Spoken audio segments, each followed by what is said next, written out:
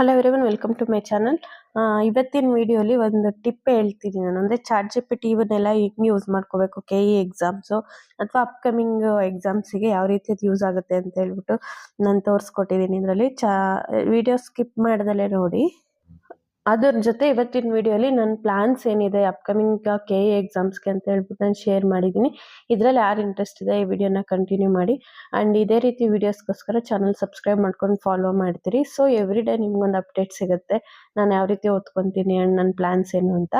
ಮುಂಚೆ ನಾನು ಹೇಳಿದ್ದೆ ನಿಮಗೆ, ನಂದು 2 ಜಾಬ್ ಆಗಿತ್ತು, ರಿಸೈನ್ ಮಾಡಿದ್ದೆ ಅಂತ ಹೇಳ್ಬಿಟ್ಟು. ಅಂದರೆ ಗೌರ್ಮೆಂಟ್ ಜಾಬೇ. ಯಾಕೆ ಏನು ಎತ್ತ ನೆಕ್ಸ್ಟ್ ಯಾವಾಗಾದ್ರೂ ಹೇಳ್ತೀನಿ ನಾನು ಅದರ ಸ್ಟೋರಿ. ರೈಟ್ ನಾವು ಈಗ ಅಪ್ಕಮಿಂಗ್ ಎಕ್ಸಾಮ್ಸ್ ಬಗ್ಗೆ ನಾನು ಗಮನ ಕೊಡ್ತಾ ಇದ್ದೀನಿ. ಸೊ ಅದರ ಬಗ್ಗೆ ಇನ್ಫಾರ್ಮೇಷನ್ಸ್ ಡೈಲಿ ಶೇರ್ ಮಾಡ್ತಿರ್ತೀನಿ, ಅದರಿಂದ ಚಾನಲ್ ಫಾಲೋ ಮಾಡ್ತೀರಿ. ಇವತ್ತಿನ ವಿಷಯಕ್ಕೆ ಬರೋದಾದರೆ, ಈಗ ಬರೋ ಎಕ್ಸಾಮ್ಸಿಗೆ ಎಲ್ಲದಕ್ಕೂ ಯಾವ ರೀತಿ ಓದ್ಕೋಬೇಕು, ಅಂದರೆ ಎಲ್ಲದಕ್ಕೂ ಇನ್ಕ್ಲೂಡ್ ಆಗಂಗೆ ಏನು ಮಾಡಬೇಕು ಅನ್ನೋದು ನನ್ನ ಪ್ಲ್ಯಾನ್ ಆಗಿದೆ. ಈಗ ಹತ್ರದಲ್ಲಿ ಬಿ ಎ ಒ ಎಕ್ಸಾಮ್ ಅಂತ ಹೇಳ್ತಿದ್ದಾರೆ, ಆ್ಯಂಡ್ ಗ್ರೂಪ್ ಸಿ ಎಕ್ಸಾಮ್ಸ್ ಕಾಲಾಗುತ್ತೆ ಅಂತ ಹೇಳ್ತಿದ್ದಾರೆ, ಆ್ಯಂಡ್ ಕೆ ಎಸ್ ನೋಟಿಫಿಕೇಶನ್ಸ್ ಇದೆ. ಆಮೇಲೆ ಗ್ರೂಪ್ ಸಿ ಎಕ್ಸಾಮ್ಸ್ ಕೆಲವು, and E S I P S I ಎಲ್ಲನೂ ಕಾಲಾಗುತ್ತೆ ಈ ವರ್ಷ ಅಂತ ಹೇಳ್ತಿದ್ದಾರೆ. ಸೊ ಅದಕ್ಕೆ ಎಲ್ಲದಕ್ಕೂ ಇನ್ಕ್ಲೂಡ್ ಆಗಂಗೆ ಆ್ಯಂಡ್ ಎಲ್ಲ ಎಕ್ಸಾಮ್ಸ್ನ ಫೇಸ್ ಮಾಡಂಗೆ ನಾನು ಯಾವ ರೀತಿ ಸಿಲೆಬಸ್ ಕವರ್ ಮಾಡಬೇಕು ಅಂತ ಅಂದ್ಕೊಂಡಿದ್ದೀನಿ ಅಂದರೆ, ಫಸ್ಟ್ ಥಿಂಗ್ ಸಿಲೆಬಸ್ ಅನ್ನೋದು ಎಲ್ಲದಕ್ಕೂ ಆಲ್ಮೋಸ್ಟ್ ಕಾಮನ್ ಇದೆ. ಅಂದರೆ ಜಿ ಎಸ್ ಪೇಪರ್ಸ್ ಏನಿದೆ, ಹಿಸ್ಟ್ರಿ, ಜಿಯೋಗ್ರಫಿ, ಕಾನ್ಸ್ಟಿಟ್ಯೂಷನ್, ಎಕಾನಮಿ ಈ ರೀತಿ ಇರುತ್ತಲ್ಲ, ಸೊ ಎಲ್ಲದಕ್ಕೂ ಆಲ್ಮೋಸ್ಟ್ ಒಂದೇ ಇದೆ. ಕೆಲವು ಸ್ಪೆಸಿಫಿಕೇಶನ್ಸ್ ಎಕ್ಸಾಮ್ಸಿಗೆ, ಅಂದರೆ ಈಗ ಬಿ ಎ ಒ ಅಥವಾ ಪಿ ಡಿ ಒ ಏನಾದರೂ ಕಾಲ್ ಆದರೆ ಅದರಲ್ಲಿ ಕೆಲವು ಪಂಚಾಯತ್ ರಿಲೇಟೆಡ್ ಕ್ವಶನ್ಸು ಹೆಚ್ಚಾಗಿ ಬರ್ಬೋದು. ಇದರಲ್ಲಿ ಬರಲ್ಲ ಬೇರೆ ಎಕ್ಸಾಮ್ಸಲ್ಲಿ ಆ ಟಾಪಿಕ್ಸಿಂದ ಅಂತ ಅಲ್ಲ, ಬಟ್ ಹೆಚ್ಚಾಗಿ ಬರೋವಂಥ ಚಾನ್ಸಸ್ ಇದೆ. ಸೊ ಬಿಕಾಸ್ ಅದ್ರ ರಿಲೇಟೆಡೇ ಅಲ್ವಾ ಅದು. ಸೊ ಆದ್ದರಿಂದ ಹಂಗೆ ಒಂದೇ ಸಿಲೆಬಸ್ ಇರೋದ್ರಿಂದ ಸೋರ್ಸ್ನು ಕೂಡ ನಾನು ಡಿಫ್ರೆಂಟಾಗಿ ಮಾಡ್ಕೋಬೇಕು, ಬೇರೆ ಬೇರೆ ಓದಬೇಕು ಅನ್ನೋ ನನ್ನ ಥಾಟ್ ಇಲ್ಲ. ಎಲ್ಲದಕ್ಕೂ ಏನು ಸಿಲೆಬಸ್ ಇದೆ ಅಕಾರ್ಡಿಂಗ್ ಸಿಲೆಬಸ್ ಒಂದ್ಸರಿ ಪ್ರಿಪೇರ್ ಆಗಬೇಕು ಅನ್ನೋದು ನನ್ನ ಯೋಚನೆ ಆಗಿದೆ. ಸೊ ಅದರ ರಿಲೇಟೆಡ್ ಆಗಿ ಕೆಲವು ವೀಡಿಯೋಸ್ನ ಶೇರ್ ಮಾಡ್ತಿರ್ತೀನಿ ನಾನು. ಆ್ಯಂಡ್ ಈ ವಿಡಿಯೋಲಿ ಕೆಲವು ಟಿಪ್ಸ್ನ ಹಂಚ್ಕೊಂಡಿದ್ದೀನಿ. ಸೊ ದಯವಿಟ್ಟು ಅದನ್ನು ವಾಚ್ ಮಾಡಿ. ಆಲ್ಮೋಸ್ಟ್ ನಾನು ಬೇಸಿಕ್ ಬುಕ್ಸು ಆ್ಯಂಡ್ ಸಿಲೆಬಸ್ ಎಲ್ಲ ಒಂದ್ಸರಿ ಓದಿದ್ದೀನಿ, ಬಿಕಾಸ್ ಜಾಬ್ ಆದಾಗೆಲ್ಲ ಓದಿರ್ತಿಲ್ಲ. ಬಟ್ ತುಂಬ ದಿನ ಆಯಿತು, ರಿವಿಷನ್ ಇಲ್ಲ, ಮರ್ತು ಹೋಗಿದೆ ಕೆಲವು ಥಿಂಗ್ಸು. ಆ್ಯಂಡ್ ಕರೆಂಟ್ ಅಫೇರ್ಸ್ ನಾವು ಅಪ್ಡೇಟ್ ಆಗಬೇಕು ಎವ್ರಿ ಡೇ ಅಲ್ವಾ. ಸೊ ಅದನ್ನೊಂದ್ಸರಿ ನೋಡ್ಕೋಬೇಕು. ನಾನು ಚಾಟ್ ಜಿ ಪಿ ಟಿಲಿ ಹೆಂಗೆ ಯೂಸ್ ಮಾಡ್ಕೋಬೇಕು ಅಂತ ಹೇಳಿದ್ನಲ್ಲ ಸ್ಟಾರ್ಟಿಂಗಲ್ಲಿ. ಸೊ ಈಗ ಒಂದ್ಸರಿ ತೋರಿಸ್ತೀನಿ, ಈ ಟ್ರಿಕ್ ಯೂಸ್ ಆಗುತ್ತಾ ನೋಡಿ ನಿಮಗೆ. ಈ ಥರ ಗೂಗಲ್ ಓಪನ್ ಮಾಡಿಬಿಟ್ಟು ಅಲ್ಲಿ ಚಾಟ್ ಜಿ ಪಿ ಟಿ ಅಂತ ಸರ್ಚ್ ಮಾಡಿ. ಅಂದರೆ ಇಲ್ಲೇ ಡೈರೆಕ್ಟ್ ಗೂಗಲ್ ಆರ್ ಕ್ರೋಮ್ ಯಾವುದ್ರಲ್ಲಾದರೂ ಸರಿ ಚಾಟ್ ಜಿ ಪಿ ಟಿ ಅಂತ ಸರ್ಚ್ ಮಾಡಿದ್ರೆ ನಿಮ್ಗೆ ಪೇಜ್ ಓಪನ್ ಆಗುತ್ತೆ. ಇಲ್ಲಿ ಆಸ್ಕ್ ಎನಿಥಿಂಗ್ ಅಂತ ಇದೆಯಲ್ಲ, ಅಲ್ಲಿ ಪ್ಲಸ್ ಸಿಂಬಲ್ ಇದೆಯಲ್ಲ ಅದನ್ನು ಪ್ರೆಸ್ ಮಾಡಿದ್ರೆ ಫೋಟೋಸ್ ಅಂತ ಬರುತ್ತೆ. ಚಾಪ್ಟರ್ ವೈಸು, ಅಂದರೆ ನಾನೀಗ ಓದ್ತಿದ್ನಲ್ಲ ಅದನ್ನು ತೋರಿಸಿದ್ನಲ್ಲ ಒಂದು 4 to 5 ಪೇಜಸ್ಸು, ಅದನ್ನು ನಾನೀಗ ಸೆಲೆಕ್ಟ್ ಮಾಡಿದ್ದೀನಿ. ಆ ಪೇಜಸ್ನ ಇಲ್ಲಿ ಹಾಕಿ, ಅಂದರೆ ಪ್ಲಸ್ ಸಿಂಬಲ್ ಹತ್ತಿರ ಅದು ಪೇಜ್ ಆ್ಯಡ್ ಆಗೋಗುತ್ತೆ. ಅಲ್ಲಿ ಕೆಳಗಡೆ ಟೈಪ್ ಮಾಡಿ from these text or pages whatever K A ಯಾವ ರೀತಿ ಕ್ವಶನ್ಸ್ ಕೇಳುತ್ತೆ ಅಂತ ಐದರ್ ಇಂಗ್ಲೀಷ್ ಆರ್ ಕನ್ನಡ ಯಾವುದ್ರಲ್ಲಾದ್ರೂ ಟೈಪ್ ಮಾಡಿ ನಾವು ಕೇಳ್ಬೋದು. ಸೊ ಅದು ಕೆಲವು ಇನ್ಪುಟ್ಸ್ ಕೊಡುತ್ತೆ. ಅಂದರೆ ಈ ಪೇಜಸ್ಸಿಂದ, ಅಂದರೆ ಲೈಕ್ ಈಗ ಸಪೋಸ್ ನಾವು ಎಂಟರ್ ಮಾಡಿರೋದು ಚಾಪ್ಟರ್ 1 ಅಂತ ಅಂದ್ಕೊಳ್ಳಿ. ಇದರಿಂದ ಕೆ ಎ ಯಾವ ರೀತಿ ಎಕ್ಸಾಮ್ಸಲ್ಲಿ ಕೇಳ್ಬೋದು ಕ್ವಶನ್ಸು ಅಂತ ಹೇಳ್ಬಿಟ್ಟು ಚಾಟ್ ಜಿ ಪಿ ಟಿ ಕೇಳ್ದಂಗೆ ನಾವು ಅದು ಕೆಲವು ಇನ್ಪುಟ್ಸ್ ಕೊಡುತ್ತೆ. ನೋಡಿ ನಂಗಂತೂ ತುಂಬ ಖುಷಿ ಆಯ್ತು, ಯಾಕಂದರೆ ಈ ರೀತಿನೂ ನಾವು ಟೆಕ್ನಾಲಜಿನ ಯೂಸ್ ಮಾಡ್ಕೋಬೋದು. ದಟ್ಟು ಯಾವಾಗೂ ನಮ್ಮ ಕೈಯಲ್ಲಿರುವಂಥ ಫೋನಲ್ಲಿ ಜಸ್ಟ್ ಫ್ರ್ಯಾಕ್ಷನ್ ಆಫ್ ಸೆಕೆಂಡ್ಸಲ್ಲಿ ಈ ರೀತಿ ನಾವು ಓದಲಿಕ್ಕೆ ಹೆಲ್ಪ್ ಮಾಡುತ್ತಾ ಇದು ಅಂತ ಹೇಳ್ಬಿಟ್ಟು ನನಗೆ ನಿಜವಾಗ್ಲೂ ಆಶ್ಚರ್ಯ ಆಯಿತು. ನೋಡಿ ಕೆಲವು, ಅಂದರೆ ನಾನು ರ್ಯಾಂಡಮ್ ಆಗಿ ಕೆಲವು ಫೋಟೋಸ್ ಹಾಕಿದ್ದು ಟೆಕ್ಸ್ಟ್ ಬುಕ್ಕಿಂದ. ಈಗ ಧರ್ಮ ಎಂಬ ಪದದ ಮೂಲ ಅರ್ಥ ಈ ಥರ ಕೇಳ್ಬೋದೇನೋ ಅನ್ನೋದು ಒಂದು ಊಹೆ ಅಷ್ಟೇ. ಈಗ ವೇದ ಧರ್ಮ ಯಾವುದರೊಂದಿಗೆ ಹೋಲಿಸಲಾಗಿದೆ, ಅದಕ್ಕೆ ಆನ್ಸರ್ ಕೂಡ ಅದೇ ಕೊಡುತ್ತೆ. ಅಥವಾ ಸನಾತನ ಧರ್ಮದ ಪ್ರಮುಖ ಉದ್ದೇಶ ಏನು ಅಂತ ಮೇ ಬಿ ಕೊಡ್ಬೋದೇನೋ ಅನ್ನೋ ರೀತಿ ಕ್ವೆಶನ್ಸ್ ಫ್ರೇಮ್ ಮಾಡಿದೆ ಅಷ್ಟೇ. ನಾನಿಲ್ಲಿ ನನ್ನ ಏನು ಉದ್ದೇಶ ಬಂದ್ಬಿಟ್ಟು ಈ ಥರ ಕ್ವಶನ್ಸೇ ಬರುತ್ತೆ ಹಿಂಗೆ ಮಾಡ್ಕೊಳ್ಳಿ ಇದೇ ಮಾಡಿ ಅಂತ ಅಲ್ಲ, ಬಟ್ ನಮಗೆ ರಿವಿಷನ್ ಥರ ಇದು ಯೂಸ್ ಆಗುತ್ತೆ. ಈಗ ನಾವು ಒಂದು ಚಾಪ್ಟರ್ ಓದಿರ್ತೀವಿ, ಅದನ್ನು ಜಸ್ಟ್ ಹಿಂಗೆ ಫೋಟೋ ಕ್ಲಿಕ್ ಮಾಡಿಬಿಟ್ಟು ಚಾಟ್ ಜಿ ಪಿ ಟಿಗೆ ಕೊಡೋದ್ರಿಂದ ಇದೊಂದು ಸರಿ ರಿವಿಷನ್ ಆಗುತ್ತೆ ನಿಮಗೆ. ಇನ್ ಕೇಸ್ ಎಕ್ಸಾಮ್ಸಲ್ಲಿ ಯಾವ ರೀತಿ ಕ್ವಶನ್ಸ್ ಬರುತ್ತೆ ಅನ್ನೋ ಒಂದು ಐಡಿಯಾನು ನಿಮಗೆ ಬರುತ್ತೆ. ಆ್ಯಂಡ್ ಇನ್ನೇನಾದರೂ ಮಿಸ್ ಔಟ್ ಆಗಿದ್ರೆ ಓದ್ಬೇಕಾದ್ರೆ ಏನಾದರೂ, ಈಗ ವೇದಗಳ ಅಂತಿಮ ಭಾಗ ಯಾವುದು, ಎಲ್ರಿಗೂ ಗೊತ್ತು ಉಪನಿಷತ್ತುಗಳು ಆ ರೀತಿ ಅಂತ ಹೇಳ್ಬಿಟ್ಟು. ಸೊ ಅದನ್ನೇನಾದರೂ ಮಿಸ್ ಔಟ್ ಆಗಿದ್ರೆ ಈ ರೀತಿ ನಿಮ್ಗೊಂದು ಗ್ಲಾನ್ಸ್ ಆಗುತ್ತೆ. ಒಂದ್ಸರಿ ರಿವಿಷನ್ ಟೈಪು ನೀವು ಇದನ್ನ ಯೂಸ್ ಮಾಡ್ಕೋಬೋದು. ಹಿಂಗೆ ನೋಡಿ, ನಾನು ಜಸ್ಟ್ ಕೊಟ್ಟಿರೋದು 3 ಪೇಜು, ಅದರಲ್ಲಿ ಎಷ್ಟೊಂದು ಡಿಫ್ರೆಂಟ್ ಕ್ವಶನ್ಸ್ನ ಫಾರ್ಮ್ ಮಾಡಿ ಕೇಳಿದೆ. ಆ್ಯಂಡ್ ಈ ಥರ ಆಬ್ಜೆಕ್ಟಿವ್ ಕ್ವಶನ್ಸ್ನ ನಾನು ನೋಡಿದಾಗ ನೆಕ್ಸ್ಟು ಚಾಪ್ಟರ್ಸ್ ಓದ್ಬೇಕಾದ್ರೆ ಯಾವ ರೀತಿ ಓದಬೇಕು ಅನ್ನೋದೆಲ್ಲ ಐಡಿಯಾ ಬರುತ್ತೆ. ನೋಡಿ, ಇದು ಮ್ಯಾಚ್ ದ ಫಾಲೋಯಿಂಗು ಈಗೆಲ್ಲ ಕೇಳ್ತಿದಾರಲ್ಲ ಎಕ್ಸಾಮ್ಸಲ್ಲಿ, ಸೊ ಅದನ್ನೇ ಅದು ಕೂಡ ತೋರಿಸ್ತಿದೆ. ಇದೊಂದು ಸರಿ ಟ್ರಿಕ್ ನೀವು ನೋಡಿ, ಒಂದ್ಸರಿ ಟ್ರೈ ಮಾಡಿ. ಅಥವಾ ನೀವು ಯಾವುದಾದ್ರೂ ಓದಿರ್ತೀರಲ್ಲ, ಇವತ್ತು ಓದಿರ್ತೀರಲ್ಲ, ಅದನ್ನೊಂದ್ಸರಿ ಫೋಟೋ ತೆಗೆದ್ಬಿಟ್ಟು ಈ ರೀತಿ ನೋಡಿ ಯಾವ ರೀತಿ ಕ್ವಶನ್ಸ್ ಬರ್ಬೋದು, ಅಥವಾ ಇದು ನಿಮಗೆ ಏನು ಅನಿಸುತ್ತೆ ಇದ್ರ ಬಗ್ಗೆ ಅಂತ ಹೇಳ್ಬಿಟ್ಟು ನನಗೆ ದಯವಿಟ್ಟು ಕಮೆಂಟ್ ಮಾಡಿ ತಿಳಿಸಿ. ಯಾಕಂದರೆ ಇದು ನನಗೇನೆ ಒಂಥರ ಖುಷಿ ಅನ್ನಿಸ್ತು. ಈಗ ಲೈಕ್ ಮಾಕ್ ಟೆಸ್ಟ್ ಥರ ಇದು ಯೂಸ್ ಆಗುತ್ತೆ ಅಲ್ವಾ. ಸೊ ಆದ್ದರಿಂದ ಇದೊಂದ್ಸರಿ ಟ್ರೈ ಮಾಡಿಬಿಟ್ಟು ನಂಗೆ ಕಮೆಂಟ್ ಮಾಡಿ ತಿಳಿಸಿ. ನೆಕ್ಸ್ಟು ನಂದು ಪ್ಲ್ಯಾನ್ಸ್ ಏನಿದೆ ಅಂತ ಹೇಳ್ತೀನಿ. ಈಗ ಪರಿಸ್ಥಿತಿ ಹೆಂಗಾಗಿದೆ ಅಂದರೆ, ಇಷ್ಟು ದಿನ ನೋಟಿಫಿಕೇಷನ್ಸ್ ಇರಲಿಲ್ಲ, ಇವಾಗ back to back notification start ಆಗಿದೆ. ಮೇ ಬಿ ಎಲ್ಲದು ನೋಟಿಫಿಕೇಷನ್ಸ್ ಔಟ್ ಆದರೆ ವೀಕಿಗೆ ಒಂದೊಂದು ಎಕ್ಸಾಮ್ ಬರಿತೀವಿ ಅನಿಸುತ್ತೆ. ಆ ಫೀಲ್ ಬರ್ತಿದೆ ಈಗ. ಅಂದರೆ ಈಗ ನಿನ್ನೆ VAO ಅಂದರೆ ವಿಲೇಜ್ ಅಡ್ಮಿನಿಸ್ಟ್ರೇಟಿವ್ ಆಫೀಸರ್ ಕಾಲಾಗಿದೆ.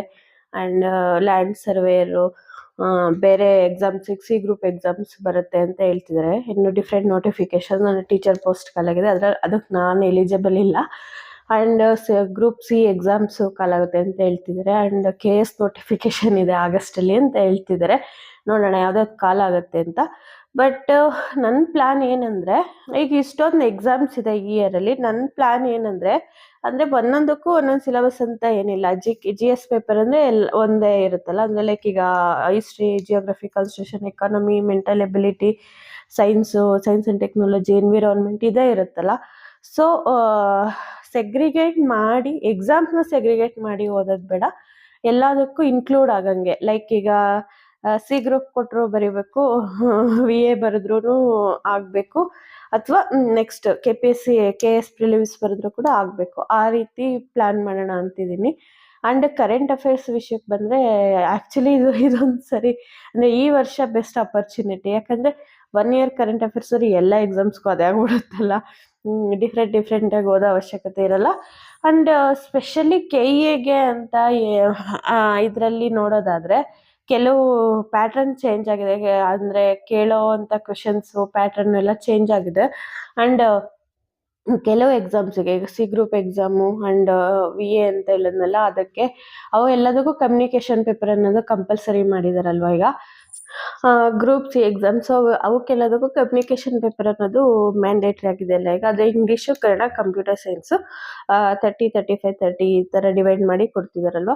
ಸೊ ಅದನ್ನು ಒಂದು ಕಡೆ ಪ್ರಿಪೇರ್ ಆಗೋಣ, ಕೆಲವು ಎಕ್ಸಾಮ್ಸಿಗೆ ಯೂಸ್ ಆಗುತ್ತೆ. ಆ್ಯಂಡ್ GS ಕಂಪಲ್ಸರಿ ಎಲ್ಲದಕ್ಕೂ ಇರುತ್ತೆ, ಸೇಮ್ ಸಿಲೆಬಸ್ಸೇ ಇರುತ್ತೆ.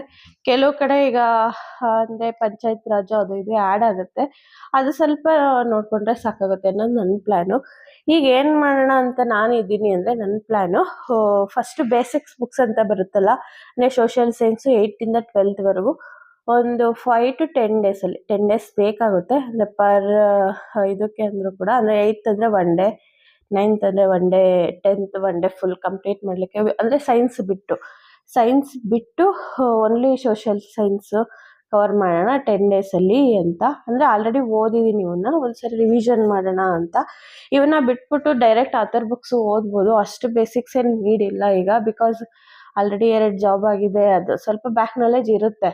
ಬಟ್ ಒಂದು ಮಿಸ್ಸಿಂಗ್ ಔಟ್ ಫೀಲಿಂಗ್ ಬರಬಾರ್ದು. ಏನೋ ಫಿಲ್ ಮಾಡಿಲ್ಲ ನಾವು, ಅಥವಾ ಏನೋ ಒಂದು ಬಿಟ್ಬಿಟ್ಟಿದ್ದೀನಿ ಅನ್ನೋ ಒಂದು ಥಾಟೇ ನನ್ನ ತಲೆಯಲ್ಲಿ ಇರಬಾರ್ದು ಅಂತ ಹೇಳ್ಬಿಟ್ಟು ಈ ಪ್ಲ್ಯಾನ್ ಮಾಡ್ಕೊಂಡಿದ್ದೀನಿ ನಾನು. ಫಸ್ಟ್ 8th ಇಂದ 12th ವರೆಗೂ ಏನು ಇಂಪಾರ್ಟೆಂಟ್ ಇದೆ ಎಲ್ಲ, ಅದನ್ನೆಲ್ಲ ಒಂದು ಸರಿ ಟೆಕ್ಸ್ಟ್ ಬುಕ್ಸು, ಮಾಮೂಲಿ ಹೈಸ್ಕೂಲ್ ಬುಕ್ಸ್ ಇರುತ್ತಲ್ಲ, ಅದನ್ನೇ ಒಂದು ಸರಿ ರಿವಿಷನ್ ಮಾಡೋಣ ಅಂತ ಪ್ಲ್ಯಾನು. ಅಂದರೆ ಒಂದು 10 ಡೇಸಲ್ಲಿ.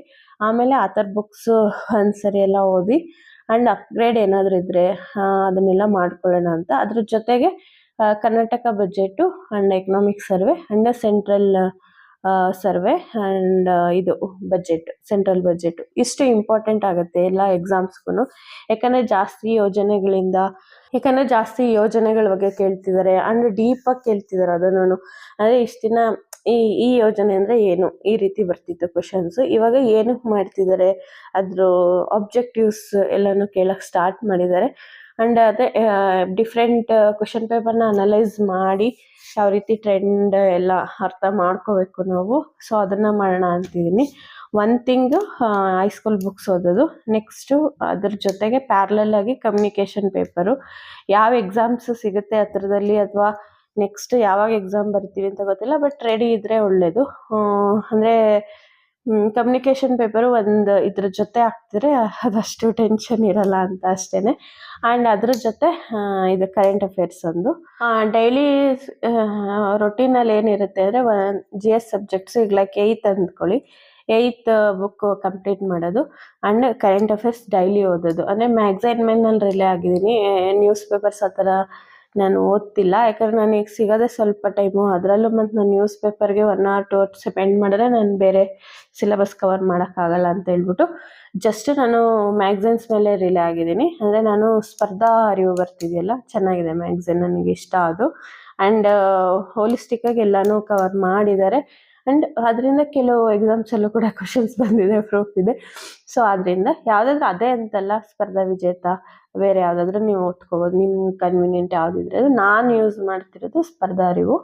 ಅದ್ರ ಜೊತೆಗೆ ಡೈಲಿ ಕಮ್ಯುನಿಕೇಷನ್ ಪೇಪರ್ ಇಷ್ಟು ರೊಟೀನ್ ಅಂತ ಮಾಡ್ಕೊಳ್ಳೋಣ ಅಂತಿದ್ದೀನಿ. GS ಅಲ್ಲಿ 10 days ಈ ಬೇಸಿಕ್ಸ್ ಬುಕ್ಸ್ ಮುಗಿಸ್ಕೊಂಡು ಅದಾದಮೇಲೆ ಮಾತಾರ್ ಬುಕ್ಸ್ ಒಂದ್ಸರಿ ಓದೋಣ ಅಂತ.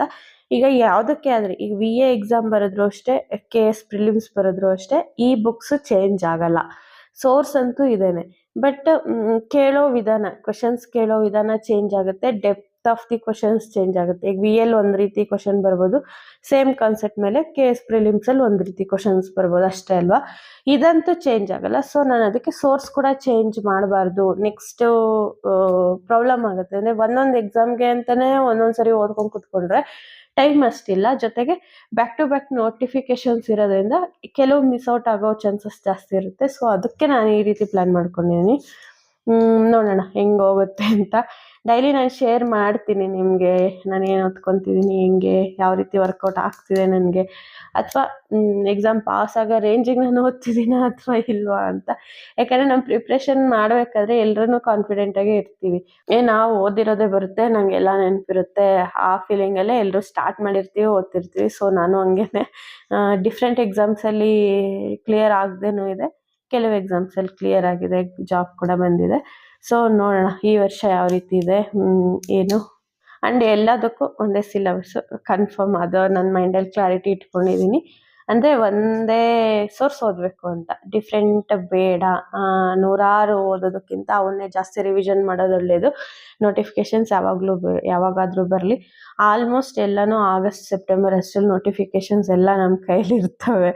ಈಗೇನು ರೀಸೆಂಟ್ಲಿ ಈಗ ಡಿಗ್ರಿ ಬೇಸ್ ಮೇಲೆ ESI ಕಾಲ್ ಮಾಡ್ತಾರೆ ಅಂತ ಹೇಳ್ತಿದ್ದಾರೆ. ಇನ್ನು 30ಕ್ಕೋ ಏನೋ ಇದೆಯಂತೆ ನೋಟಿಫಿಕೇಷನ್ KEಯಿಂದ.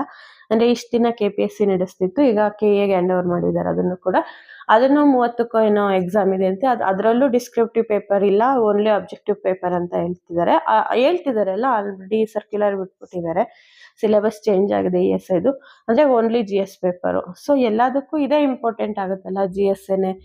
ಕಮ್ಯುನಿಕೇಷನ್ ಪೇಪರ್ ಇರೋವಂಥ ಎಕ್ಸಾಮ್ಸು ಒಂದು ಪ್ಯಾಟ್ರನ್ನು, GS ಎಲ್ಲದಕ್ಕೂ ಮಾಮೂಲಿನೇ. ಈಗ KS ಪ್ರಿಲಿಮ್ಸ್ ಅಂತ ಬೇರೆ ಅಲ್ಲ, ESI ಬೇರೆ ಅಲ್ಲ, ಗ್ರೂಪ್ C ಬೇರೆ ಅಲ್ಲ, ಎಲ್ಲದನ್ನು ಒಂದೇ ಇದರಿಂದನೇ ಕಾಲ್ ಮಾಡ್ತಿದ್ದಾರೆ. ಅಂದರೆ KS ಬಿಟ್ಟು ಬೇರೆ ಎಲ್ಲ ಆಬ್ಜೆಕ್ಟಿವ್ ಟೈಪ್ ಎಕ್ಸಾಮ್ಸ್ ಏನಿದೆ ಅವೆಲ್ಲನೂ KEನೇ ನಡೆಸುತ್ತೆ ಅಂತ ಹೇಳ್ತಿದ್ದಾರೆ.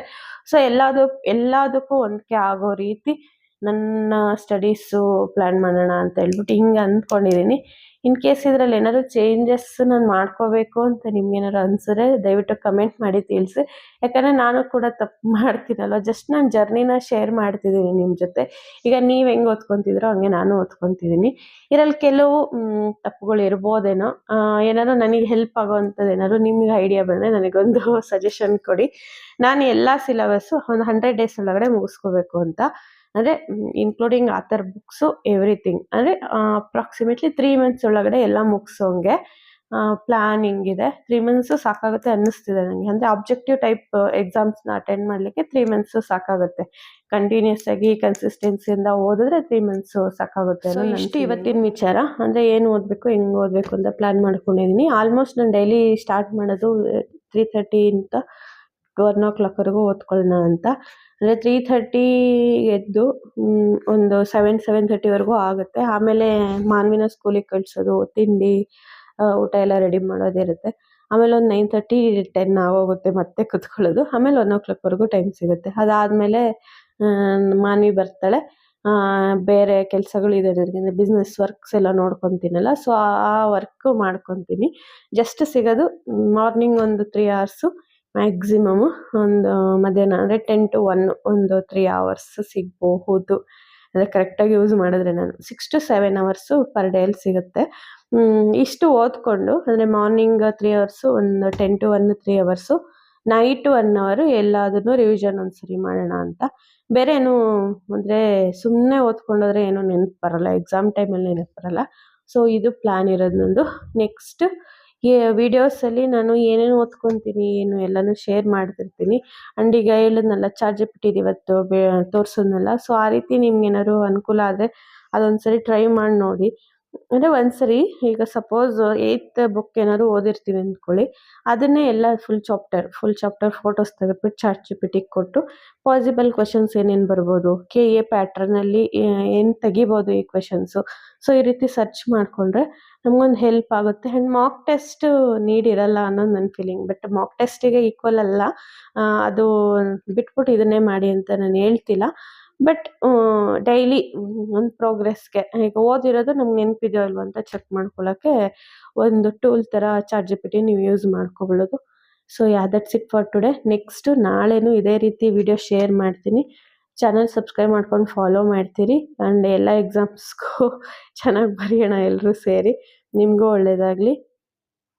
ಆ್ಯಂಡ್ ನೀವು ನೆಕ್ಸ್ಟ್ ಯಾವ ಎಕ್ಸಾಮ್ಗೆ ಓದ್ತಿದ್ದೀರಾ, ನಿಮ್ಮ ಟಾರ್ಗೆಟ್ ಏನು, ಆ್ಯಂಡ್ ಯಾವ್ಯಾವ ಸಿಲೆಬಸ್ ಕಂಪ್ಲೀಟ್ ಮಾಡಿದ್ದೀರಾ, ಆ ಥರ ಏನಾದ್ರು ನನ್ನ ಹತ್ರ ಶೇರ್ ಮಾಡಬೇಕು ಅಂದ್ಕೊಂಡ್ರೆ ಕಮೆಂಟಲ್ಲಿ ತಿಳಿಸಿ ನನಗೆ.